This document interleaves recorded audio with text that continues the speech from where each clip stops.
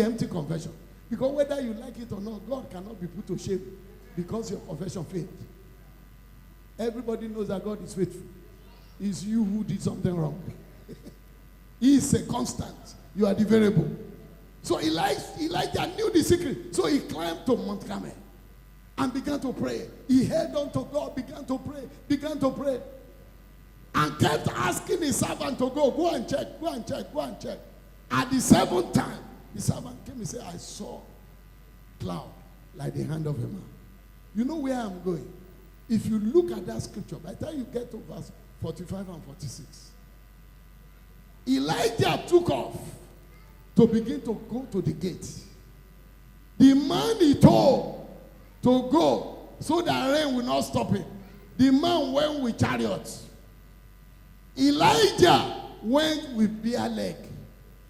But one thing that happened was that while he was on the mountain, the hand of the Lord was upon him. And with the hand of the Lord upon him, when he began to go to the gate, he overtook a man who was on chariot. After this meeting, you will overtake. I say after this meeting, you are going to overtake. Whether the enemy likes it or not, I see you overtaking. After this meeting, all those who have long leg and long hand, you will overtake them. Because there is no hand that is longer than the hand of our God. He said, and the hand of the Lord was mighty upon Elijah. And with that hand upon him, he overtook chariots. He overtook chariots. You will overtake. After this meeting, I see you overtaking. In the mighty name of Jesus. You need power to gather speed. You need power to move faster. You need power to move faster. And that power is released in the name of Jesus. You also need power to confront bigger challenges than you are. The eagle with 8 pounds weight will carry a goat that is 35 pounds. I've seen it before. I was shocked. In the village, eagle just came like this. All of us, we thought it was the end it wanted to carry. He carried goats. He just carried goats and took off. And we're looking at eagle with goats. Why? Because with extraordinary strength. That's why those who hold on to God, they do amazing things. You look at the man, you say, look at this man. Where does he get the power? It's not by power. It's not by might. It's because of the strength from heaven. I pray for you tonight. After this meeting, may you be promoted to that level. After this meeting, you'll be promoted to that level. You will confront challenges that are bigger than you. In the mighty name of Jesus. Somebody was testifying about one of my members in their family. They said, don't compare yourself with him. If you try what he's trying, bank will lock you up. If you see him doing something, you go and do it. You're on your own, no. Because this man, we don't know his source. It's like what is happening to us in Warri. In 3 years, we put up 2 mighty buildings, 3 floors. And people began to say, they said, didn't you know that the Olu left plenty of money for them? I said, is he such a fool? He will not leave it for his family, his church, he will leave it for. Why? It's because it's the strength of the ego. God just wants to make a point that it is not man, that I am behind it. I pray for you today, whatever it is that it will take for you to get to where God is taking you to, let heaven make it available. I said, let heaven make it available. Things that are bigger than you, after this meeting, you will carry them out without effort. I say you will carry them out without effort. In the name of Jesus. That's the first thing that you need. You need power to soar.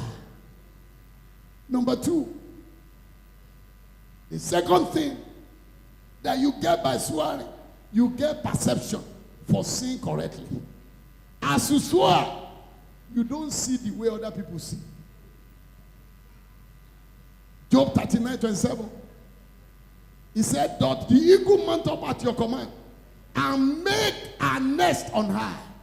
And in verse 29, he said, for from there he seeketh her prey, and her eyes behold afar off. When you become a higher eagle, holding on to God, one of the things that will happen is that you see opportunities before others see it. You see opportunities before others see it. All the people who are ahead of us today, what put them ahead is information. It's information. I remember the first house I built in Lagos. A man just called me. He said, you helped our bank to sell our rice issue. Dunlop. He said, man of God, I want to help you. Because they told me you don't take bribe. He said, so I want you to go and borrow money anywhere you can find it. Come and buy this rice issue of shares. Because I'm informing you, in the next 12 months, you will thank me for giving you this advice. People who are ahead of us, the only thing they have is information. I ran around. I raised 400,000 naira. I said, sell for me 100,000 shares. He sold. In 12 months, indeed, the price of Dunlop went to 13 naira. Something we bought for 4 naira. And within that space, of course, he's the one that packaged the rice, so he has all the information. Within that space of time, Dunlop did 1 for 1. So the thing is like, I got 26 naira per share from 4 naira. Now, me, I bought only 100,000. Imagine somebody who bought 1 million. What do you think has happened to that person? And people like him will have done so because they have the information. If not for what I did for them, I wouldn't know.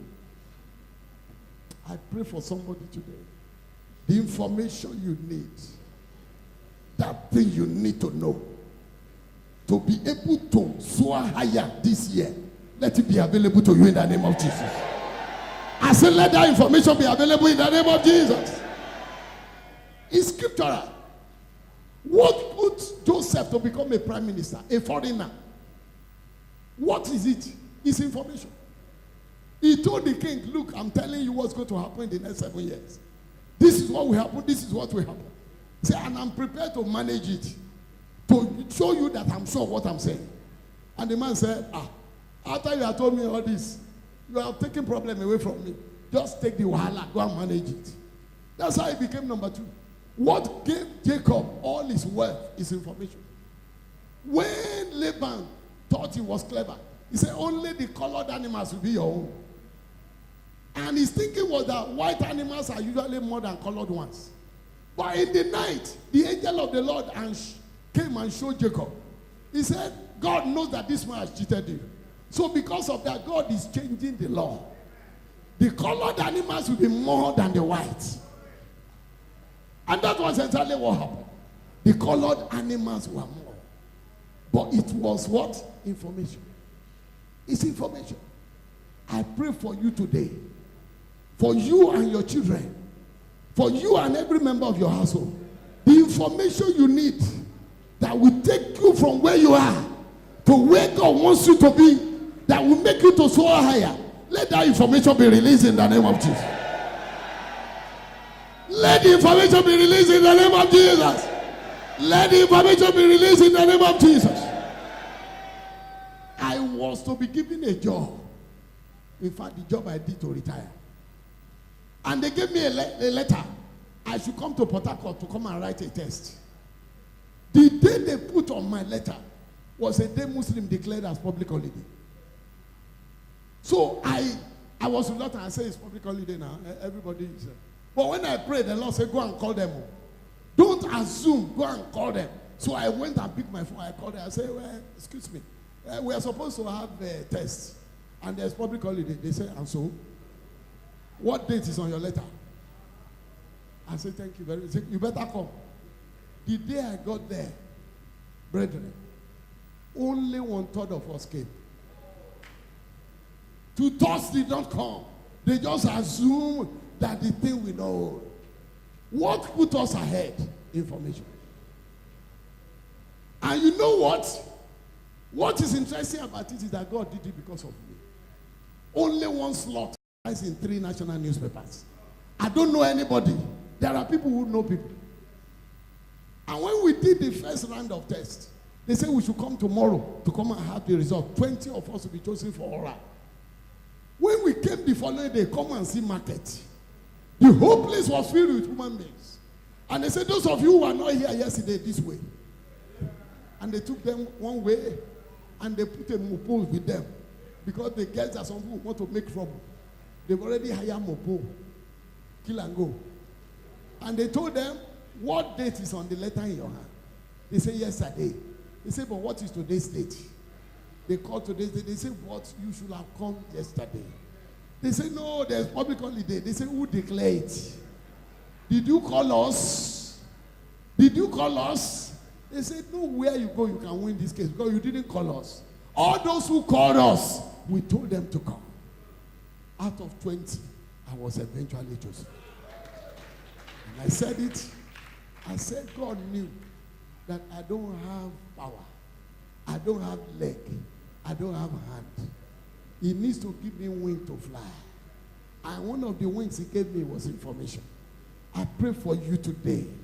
The information you will need so that you can see what others don't see. May God release it to you in the name of Jesus. In Psalm 25, he said, the secret of the Lord is with those that fear him. A young sister in our church, just about 6 months ago, went for an interview. Listen to this very well. She went for an interview for a safety job. As she entered the office where they were going to do the interview, the panel was sitting. They put a wire across where you will pass. And it was a safety job interview. The Holy Spirit told her, remove that wire from the road. And she bent down. She looked at it that it's not connected to light. Then she said, sir, I hope I can remove this. Said, go ahead, go ahead. And she removed it. And put it aside. Then she sat down. They just said, what's your name? She mentioned her name. Say, we're glad to inform you that you have this job. She was looking. He said, what did I do? They said, we deliberately put that wire there. And everybody that came before you, they were doing like this. And they are coming for a safety interview. How unsafe can one be?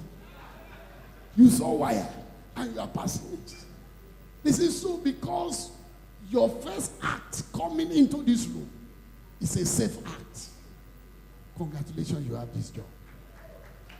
But you know some things don't come easy. It takes listening to the Holy Spirit. It takes being sensitive in the Spirit. He says, one might just tell me, I should ask them, can I remove it? And she just look at them and say, good morning, sirs. Can I remove this wire from them? And they said, go ahead and remove it. And she removed it. And all of them were smiling. When she sat down, she said, what's your name? Mention her name. They said, you are passed. That's the only test we have. All the other people that came, we were just gisting with them because they have failed the real test. I pray for somebody today. Wherever that secret is, that secret you need to make progress and to advance, wherever that secret is, let it be released to you in the name of Jesus. Let it be released into your life in the name of Jesus. Not only will you see opportunities, as you are high up, you will see dangers ahead. You see dangers ahead. The reason why people crash in their Christian life, they crash in their marriage, they crash in their Christianity, is because they fly too low. When you fly too low, you don't see dangers. The same thing with planes. When the plane fly too low, it can crash. The higher you fly, the better. Because then you are at a vantage point to see dangers. And there are so many dangers that people don't see because they fly too low. They fly too low in their marriage life. They fly too low in their Christian life. They fly too low. They say, why are we troubling ourselves? God is not that difficult. And before you know it, they are backslidden because they are flying too low. When you fly high, you see danger. The eagle bird flies high. So he knows that there is danger in having more than one mate. In the life of an eagle, they never have more than one mate. One mate for a lifetime. One mate for a lifetime. They don't have several mates. Today, you see Christians, not just Christians, you see pastors who want to justify serial polygamy. You know what we call serial polygamy? Drop and take. That's what we call it. They divorce one, pick another one. They say, after all, now only one day with me. They are flying too low. And when you fly too low, you are open to danger. You can crash. The eagle bird knows that you need just. You know how many eggs the eagle lays? Two eggs. That's what the eagle lays. And most of the time, it will hatch only one. What of chicken? Have you seen chicken before? You shouldn't be going after chicken. So many believers have turned themselves to chicken when it comes to that area. A man was talking to me. He said, Pastor, didn't you read it? God said, be fruitful and multiply and replenish the earth. I said, point of correction. You are not the only one that gave that assignment. They gave all of us together. Do your portion, I do my portion. That's how the earth will be replenished. Not only you. A bishop was telling me this one. A man had 9 children. When he gave birth to the 10th one, it was his father's clerk. The father now asked him. He said, Mr. Oso, how many you get now? He said, now only 10, sir. He said, I hope you are preparing to stop. He said, no, sir. He said, as God give now, will they take? It wasn't up to 1 year before that man died. Left 10 children for a miserable woman to cater for. The eagle is too wise not to know that dangers come with it. So he has only 2 eggs maximum. What my father in the Lord used to tell me. He said, all the great men in the Bible, except Jacob, have only 2 children. And Jacob, we all understand the story. I've shared it tonight. But every other one too. When you fly too low, you enter into danger. An eagle that is flying high knows that if you don't agree with your wife, you'll be in trouble. I was reading an article sent to me about a community, a village in Kenya. They said that village has produced all their great men. And what happened? Somebody did an investigation and discovered that once they give birth to a male child, they ring it in their ear. My wife, my wealth. That's what they tell them. They say, my wife, my wealth. That when you care for your wife, you'll be wealthy. But that when you don't care for your wife, poverty is at the door. Look at what 1 Peter chapter 3 verse 7 says. I want you to look at that scripture very well. There's something that I want to point out. 1 Peter 3 verse 7. Is somebody displaying it for me? Say, likewise, ye husbands, dwell with them according to knowledge, giving honor to the wife as unto the weaker vessel, and as being heirs together of the grace of life, that your prayers be not hindered. Listen. There are so many families and so many men who have lost the grace of life. And it takes grace to be anything in this world. They have lost the grace of life. The Bible says you are heirs together of the grace of life. So the moment the togetherness is not there, grace of life is lost. And this grace follows a young man who married from our church, married to another Pentecostal church. The first time I heard that he had a problem with the wife ran back. He said, if it's our church now, I know we will handle it. He said, but the church where I went to, they transferred their pastor so frequently. He said, so the pastor I reported the matter to is gone. Another one has called and said, and you cannot be reported to every pastor. So she keeps suffering. And this man so maltreated her. When he has money, he will go to Mr. Biggs. Leave her with the children to hunger and thirst until he lost his job. When he lost his job, my wife called him and said, do you know why you lost his job? He said, I don't know. It's because you maltreated your wife.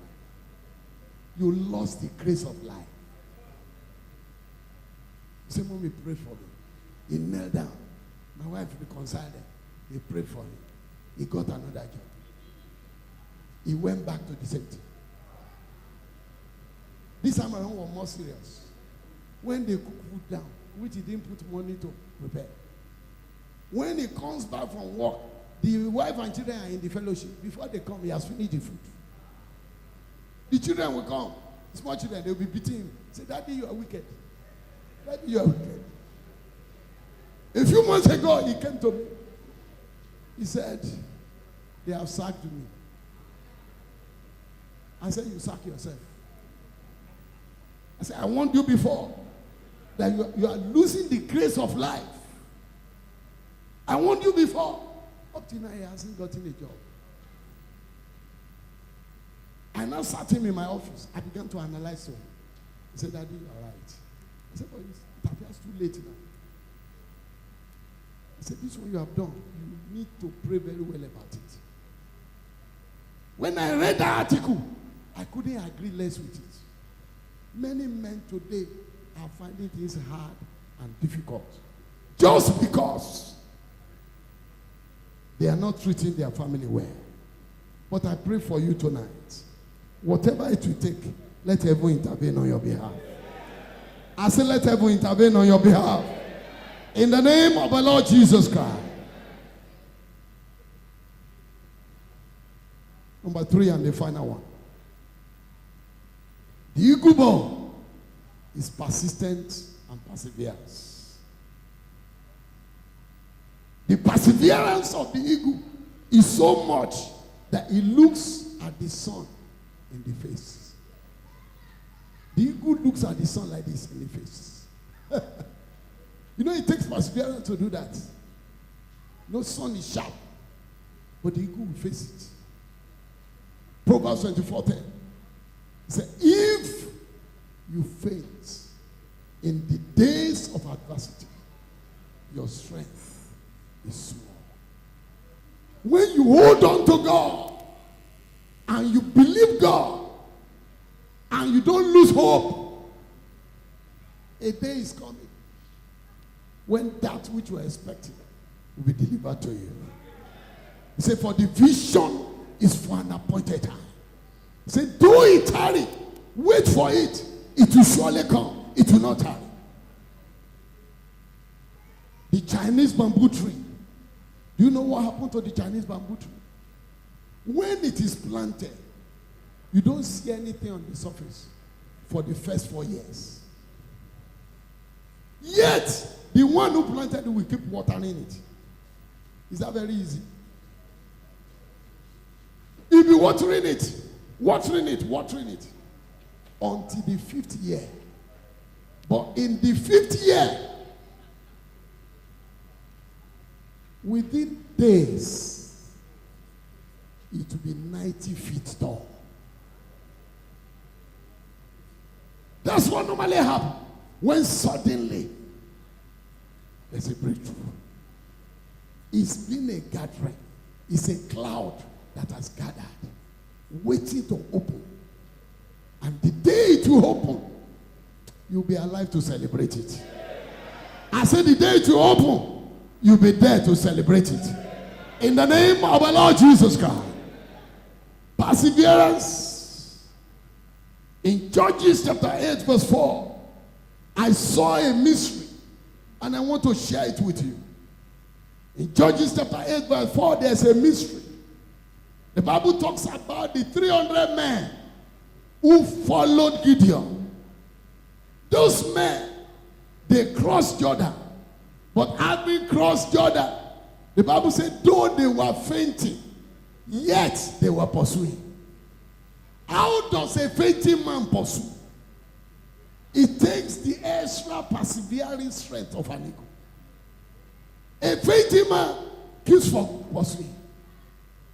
I may not see anything, but I'm pursuing. They may appear as if no result, but I'm still pursuing. It may appear as if it's all over, I'm pursuing. The accounts may not be loaded, I'm still pursuing. I may not see any sign, I'm still pursuing. Elijah kept pursuing. He kept praying until he saw a cloud. Because he will never fail. He can never fail. And he will never fail. As I round up now, I want to show you 3 things you must decide to do in order to join the rank of the high-flying eagle. Because if you read what I wrote in the men's program, there are 2 categories of eagle. Eaglets are born, but eagles are made. And there are 2 categories of eagle. You have the lower eagle and you have the higher eagle. These 3 things, if you do it, you will not be an ordinary Christian. You will join the rank and file of those who are soaring higher. These 3 things that I want to mention, if you join us to do it, your story must change. If you join us to do it, you will not remain the same. In the name of the Lord Jesus. The first one is regular prayer and retreat. Regular prayer and what? Jeremiah 33 verse 3 says, call unto me, and I will answer you, and I will show you great and mighty things that you know not. I want us to rise up on our feet, because I want to make a point that is very serious. Let's rise up. Touch somebody near you. Say, rise up. Something is about to happen now. Something is about to happen now. When Moses was accused by the people, he said, no water to drink. The Bible says Moses cried to God, and God showed him a tree, and he put it in the bitter water, and it became sweet. Now, this prophecy that we are reading about, Isaiah 40, 30, 31, was a prophecy given about Judah and Jerusalem. Now, I want to share with you the story of Judah, and we'll now pray the prayer that Moses prayed for Judah. Judah ended up excellently, but Judah did not start well. Judah, the first sin he committed, he married a Canaanite woman, which was forbidden. Second thing he did, that one is more an abomination. He slept with his daughter-in-law. Abomination. Judah slept with his daughter-in-law. On the basis of those 2 things, Judah was pursued with affliction. But when Moses was going to pray for Judah, I want us to pray the prayer that he prayed for Judah. And if there's anybody here suffering under any form of affliction because of what you committed, we are going to pray the prayer of Judah. And after we pray the prayer of Judah, all of us will close our eyes and be in the mood of prayer. And you will not come before this altar. Look at the prayer of Judah, the prayer of Moses upon Judah in Deuteronomy chapter 33, verse 7. All the prayer points are there, and we're going to take it one after the other. The first one says, according to Good News Translation, say, listen to the cry of help by Judah. Listen to the cry of help by Judah. Beloved, you can only go as far as you receive help from God. Where help stop is where your flying stop. For you to soar, you need help. I want you to join hands with somebody near you. And you are going to pray for that person. Say, Lord, you will hear the cry of this brother for help. Anytime he cries to you for help, Father, hear his cry for help. Hear our cry for help. Open your mouth in the name of Jesus. Pray in the name of Jesus that every cry for help, you will hear. Every cry for help, you will hear. Every cry for help, you will hear in the name of Jesus. Hear his cry for help.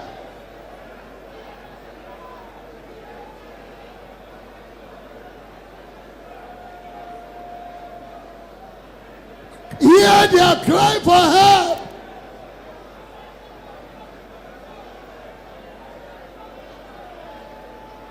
Every cry for help will receive a response.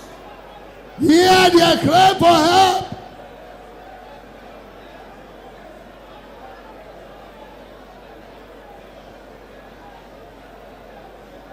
Every cry for help, you will hear. In Jesus' name, we pray. You see, cry for help. Help is so important. I was going to Sokoto one year. We got to Niger State, and there was a heavy rain. And flood took over the main road. And in our very presence, we saw a bus, an Ayab's bus, that was being carried away by flood, fully loaded with human beings. And they began to jump out one after the other. They were jumping out until it remained only one man inside. He was afraid to jump out. And he was crying, help, help, help, help. We were seeing him crying for help while the vehicle was being carried away by the flood into the river. When a man is crying for help and help does not come, see the way the Bible describes it in 2 Kings chapter 14. It's one of the major things I want to do before we close. 14 verse 26. See the way it is described. When somebody needs help and doesn't get it. 2 Kings 14, 26. Are you displaying it for me? 2 Kings 14 verse 26.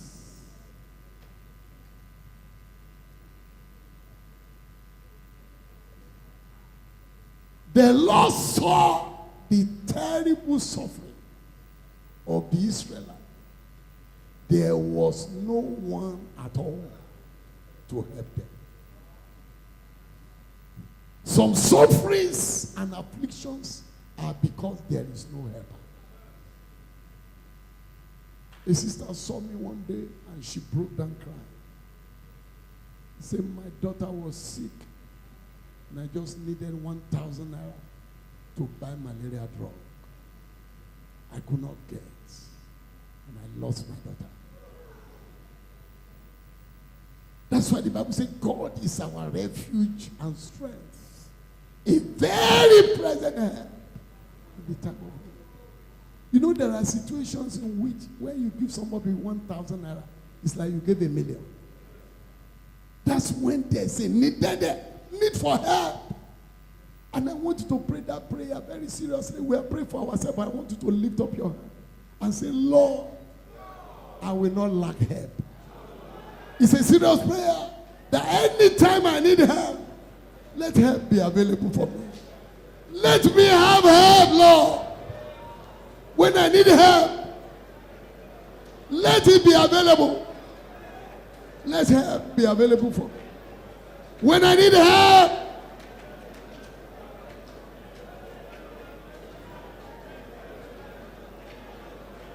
when I need help,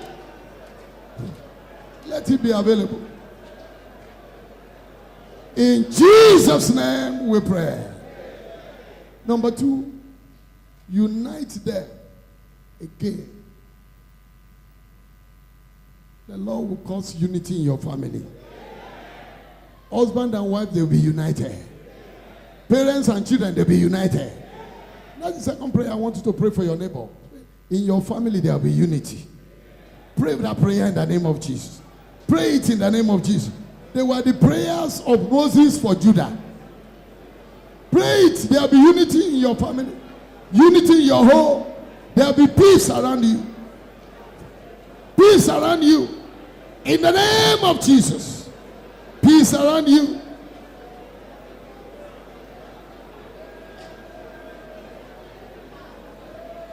Unity. In Jesus' name we pray. Number 3, say fight for them. The Lord will fight for you. I said the Lord will fight for you. I said the Lord will fight for you. You know, some people are fighting you that you don't know. But when God decides to fight for you, your knowledge is not relevant. He will have finished the fight before you know. That's another prayer that Moses prayed for Judah. Fight for them. I have several testimonies of God fighting for me. Fight for them. Fight for them. I've given this testimony several. I went to our head office in Port Harcourt. I just went there to do something else. I walked into my manager's office. The secretary was not there, so I entered inside. And I met them holding a meeting. So I said, sorry. I went back. When I got back, I met the secretary on seat. She began to fight me. She said, okay, that's how you people do. You want them to sack me? This. You should have waited for me. I said, I don't have to wait for you. You are not there. I just wanted to greet Oga. I said, didn't you see they were holding meeting? When I got back to Warri in the evening, somebody called me. He said, Sam, what did you carry come Port Harcourt today? He said, it was your matter we were discussing when you showed up. He said there was a position that they wanted to fill. He said, and they were wondering, can we use him, can't we use him? He said, and you showed up. He said, and somebody said, what more evidence do we have? This man is supposed to be in Warri, he's here physically. 2 weeks later, I got my letter of promotion. When God fights for you, you take unusual steps. You won't know why you are doing what you are doing. It is God fighting for you.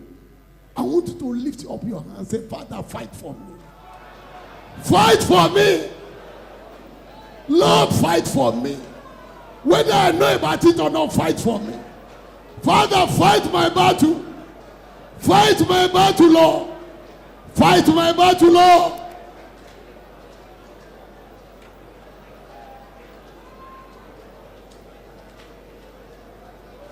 In Jesus' name, we have prayed. Finally, help them against their enemies. This one is a serious one. Help them against their enemies. I used to say, Muammar Gaddafi, the strong man of Libya, it was one ragtag army that defeated him. The army that defeated Muammar Gaddafi, they had no good shoes. They don't have uniform. They are guerrilla soldiers. They didn't have uniform, they wear rag. No shoe, they wear slippers to shoot. But you know why they defeated Gaddafi? The whole world supported them. The United Nations supported them. Other big nations supported them. So Muammar Gaddafi thought they were the one he was fighting. But he didn't know that the people that are behind them are bigger. I'm glad to announce to you this morning, those who are with you, they are more. I said those who are with you, they are more. Whoever is fighting you, the Lord will fight them for you. A sister in our church, man of God, this last Sunday, gave testimony during Holy Communion. They gave her an unusual promotion in the office. Assistant head teacher, primary school. She came and testified. Said, praise God. People were protesting. But this chief inspector of education, this woman is working. She's the one. You know what happened to her last week?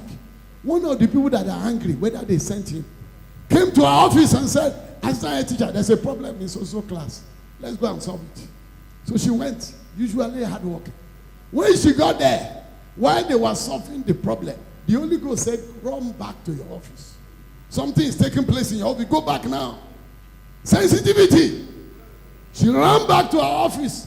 You know what she saw? She met the same person. He had come back, opened a full flask, and put poison inside. Was struggling to close it back. When she met him, said, Mr. Also, what are you doing with my full flask? He said, I'm just playing with it. Are you a baby? Playing with full flask? So she shouted, and the whole school gathered. They want to kill me. The Lord will fight for you. I say heaven will fight your fight. In the name of Jesus. She didn't know what was happening, but heaven was fighting for her. He was struggling. He wanted to close the full flask. No way. Just 2 more things I'll share with you. That's the last prayer point. 1, study and meditate on God's word. If you want to fly, study and meditate on God's word. If you want to fly, 80% of what God will tell you, He will tell you through His word. A lot of the miracles I've gotten, I got it through His word. I got my wife through His word. When I proposed to her, I said no. Then I went to the word of God. I said, what does it say about husband and wife? He said, and unto your husband shall your desire be. The person who said no began to pray that I should come back. And the day I went back, she started crying. I said, why are you crying? He said, because God is faithful. He said, I prayed and God answered my prayer. If you don't know the word of God, you can't have miracles. Because heaven and earth was created with His word. His word is the link. If you want to fly high, meditate on God's word. Have a word for every situation. In Menlo Park, the man who invented fluorescent was having problem. All of a sudden, he had in his ear, let there be light. That's it. As soon as he had it, he looked at the lab and picked the ligament. Light came. That's why I say, forever, oh Lord, your word is settled in heaven. If you don't gain access to God's word, you can't get miracle. You can't fly. I was reading Mark 6 one day. Man of God, I was shocked. He said, they began to ask, is this not Jesus the carpenter? So I said, so he's not even the son of a carpenter. He's a carpenter himself. So I said to myself, it means I must be known for something. Is somebody listening to me now? He was known as a carpenter. It means some of those people must have made stood for them. He must have made bed for some of them. He said, is this not Jesus the carpenter? I said, yeah. So I must be known for something. So when the sister came to me, said she wants to close her business. I said, why? I said, look at the name I used to save. What I used to save your name on my phone. So and so the printer. So why do you want to close it? So you want me to change my phone? I refuse to change it. I never can pray for you. That's what we are known for. So many people have closed businesses that they are known for. Out of ignorance. He said, Jesus the carpenter. A lot of us thought that he's the son of carpenter. Fine.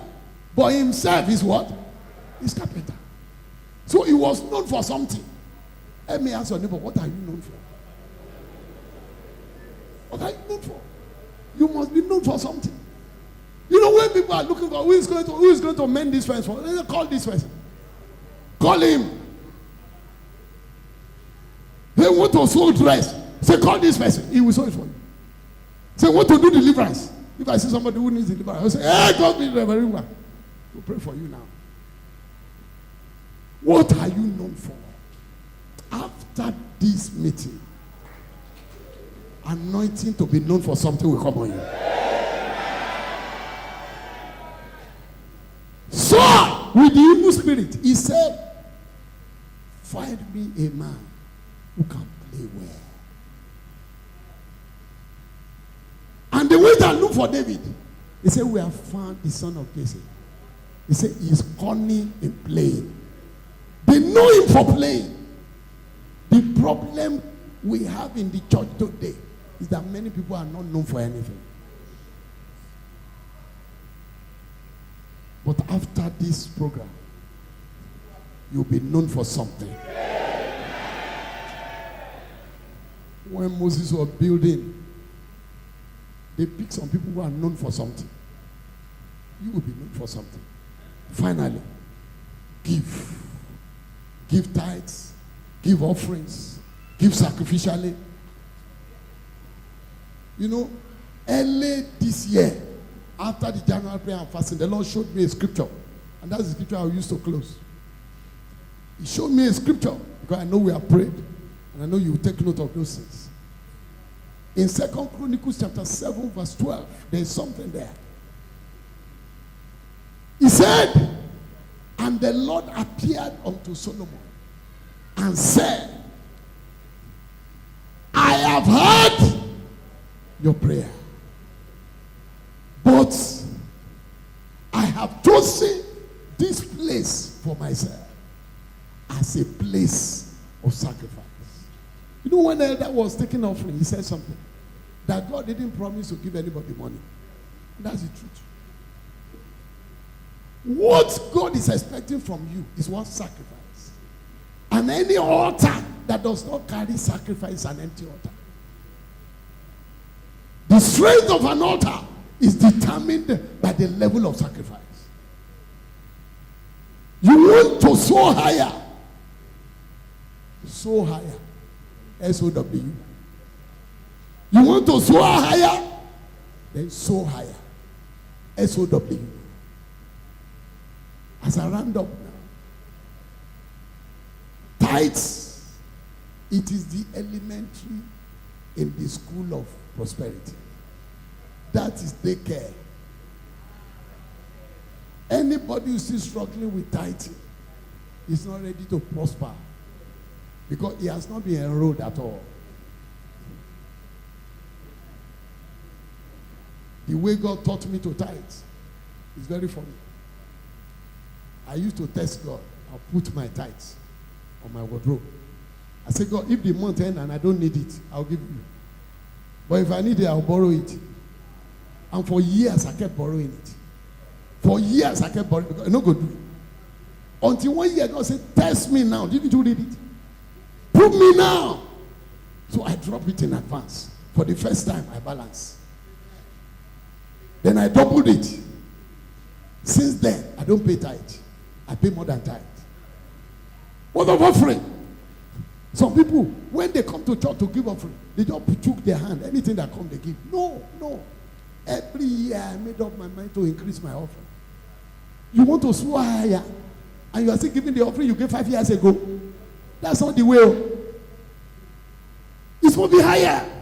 In your office, if they don't give you increment, how do you feel? So God is also expecting you to sow with an increment. Is somebody with me today? And so sacrificially. There is nothing that moves heaven like sacrificial giving. A friend was going to open a church. And I preached for him. I raised money for him. You may have heard this, my testimony before. I went to raise money for him in Oshodi. The church is still there. As I was about to close, like I'm closing now, I called for people to support the work of the ministry. And I said, pledge. And they began to write. And the Holy Ghost said, today is a day of double portion. So I announced it. I said, today is a day of double portion. The Holy Ghost said, keep quiet. That message is not for them, it's for you. He said, you will give an equal portion of what everybody gives today. I said, God, how? He said, yes, I've said my own. So I announced it. By announcing it, I put myself in trouble. After 3 months, the man came. He said, sir, everybody has paid except you. If you are the one, God, what will you do? God, that's half of the money. So I brought out my checkbook. And I look at the balance there. After writing his check, I had only 500 naira left. And it was just end of the month. A whole month is here ahead. I wrote the check. As I was giving him, and he was praying, I was crying, he was crying. After we cried like that, I thought he would release the check to me. He took the check away. So while his own cry stopped, my own continued. But the Bible said, they that sow in tears, they will reap in joy. Not quite 6 months after, before that testimony I told you happened, when that bank MD called me and said, come and buy these shares. Go and look for money anywhere. You want to soar higher? Learn to pray and go for retreats. 2, meditate on God's word. You will see new things in the world. And when you receive it, it will manifest. You know heaven and earth was created by the word of God. 3, you want to soar higher, soar higher. Sow sacrificially. And heaven will receive your sacrifice. I want you to raise your hand up. Lift your 2 hands to heaven and pray to God. Say, Father, this level I am now will be the least I will ever be. Open your mouth and use it to pray. This level I am now will be the least I will ever be. In the name of Jesus, this level I am now will be the least I will ever be. In the name of Jesus. Thank you, Father. Blessed be your name. For in Jesus' name we have prayed. 2 things I will do. 1, I want all those who have been supporting and who want to support men on mission to come forward. You've been supporting and you want to support. I want to pray for you. I want to pray for you. Just come forward. Come forward. You've been supporting and you want to support. Just come forward. I'd like to pray for you.